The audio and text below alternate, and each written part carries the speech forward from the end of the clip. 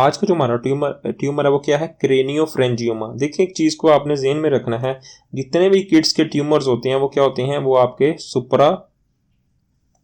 आपके इंफ्राटेंटोरियल होते हैं। लेकिन ये वाहद एक्सेप्शन है आपका जो क्रेनियोफ्रेंजियोमा किड्स का ट्यूमर, ये क्या है आपका सुप्राटेंटोरियल। देखें तो ये आपकी ड्यूरा मैटर है, ड्यूरा मैटर, जो ड्यूरा मैटर की फोल्ड है उसको बोलते हैं टेंटोरियम, टेंटोरियम। अब टेंटोरियम के अबव है तो उसको सुपराटेंटोरियल बोलेंगे, जो इंफीरियर है उसको बोलेंगे इंफ्राटेंटोरियल। अब तमाम अडल्ट्स के ट्यूमर क्या होते हैं, सुपराटेंटोरियल होते हैं, जबकि किड्स के ट्यूमर क्या होते हैं, इंफ्राटेंटोरियल। लेकिन आपका क्रेनियोफ्रेंजियोमा एक एक्सेप्शन है, जो क्या है आपका सुपराटेंटोरियल है।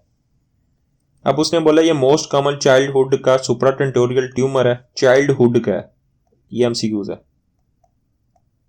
और इसमें कैल्सिफिकेशन पाई जाती है, जिसकी वजह से क्या होगा, देखिए आपने इसमें कंफ्यूज नहीं होना। कंफ्यूज क्यों नहीं होना, क्योंकि जो पिट्यूटरी एडिनोमा है उसके साथ कंफ्यूज नहीं होना, क्योंकि पिट्यूटरी एडिनोमा और क्रेनियोफ्रेंजियोमा दोनों क्या करवाते हैं, बाई टेम्पोरल हेमिनोपिया करवाते हैं।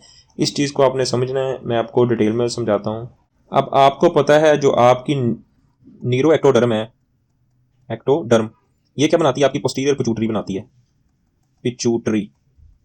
जबकि आपकी जो ओरल एक्टोडर्म है, ओरल एक्टोडर्म, ये क्या बनाती है, आपकी एंटीरियर पिट्यूटरी बनाती है, एंटीरियर पिट्यूटरी। अब basically posterior pituitary anterior pituitary आपस में कनेक्ट होती हैं, मिलती हैं पिट्यूटरी ग्लैंड में। ये आपकी पोस्टीरियर होती है, एंटीरियर होती है। लेकिन इससे पहले क्या होगा, जो एंटीरियर पिट्यूटरी यहाँ से एक क्लेफ्ट बनेगा, और क्लेफ्ट से क्या बनेगा आपका रथ के पाउच, पाउच। और बाद में क्या होता है, रथ के पाउच जैसे ही वो पोस्टीरियर पिट्यूटरी से कनेक्ट होता है डिसअपीयर हो जाता है। अगर ये डिसअपीयर नहीं होता है तो इसकी वजह से क्या बनेगा, आपको क्रेनियोफ्रेंजियोमा होने के चांसेस बढ़ जाते हैं। अब उसने यही बताया हुआ है कि आपका जो ये बेसिकली जो आपका क्रेनियोफ्रेंजियोमा ये कहाँ से ओरिजिनेट होता है, ये आपका ड्राइव होता है रेमिनेंट्स ऑफ रथ के पाउच। अगर रथ के पाउच क्या होता है, डिसअपीयर नहीं होता है, तो उसकी वजह से क्रेनियोफ्रेंजियोमा बन जाता है। अब मैंने आपको पिट्यूटरी वगैरह की सारी आपको डिटेल में बता दिया है, क्योंकि देखिए एंटीरियर पिट्यूटरी से क्या होता है, एक क्लेफ्ट बनता है जिससे रथ के पाउच बन रहा होता है। वो नॉर्मली क्या होता है, आफ्टर डिसअपीयर हो जाता है। अगर डिसअपीयर नहीं होता क्रेनियोफ्रेंजियोमा होगा।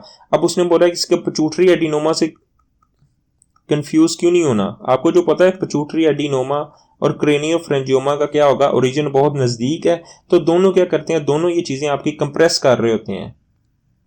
कंप्रेस किस चीज़ को करते हैं, आपका जो ऑप्टिक कियाज्मा है वो ऊपर पड़ा होता है, उसको कंप्रेस कर देते हैं, जिसकी वजह से आपको क्या होता है, बाई टेम्पोरल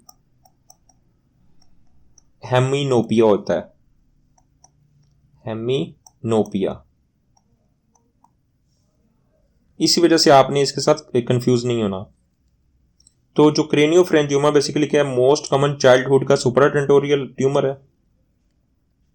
कैल्सिफिकेशन इसमें कॉमन होती है। आपने पिट्यूटरी एडिनोमा के साथ कंफ्यूज नहीं होना, क्योंकि दोनों बाई टेम्पोरल हेमिनोपिया करवा रहे होते हैं। और इसका जो हाई रिकरेंस रेट होता है। अब बेसिकली इसमें कोलेस्ट्रॉल क्रिस्टल फाउंड होते हैं, ये चीज इसको समझ।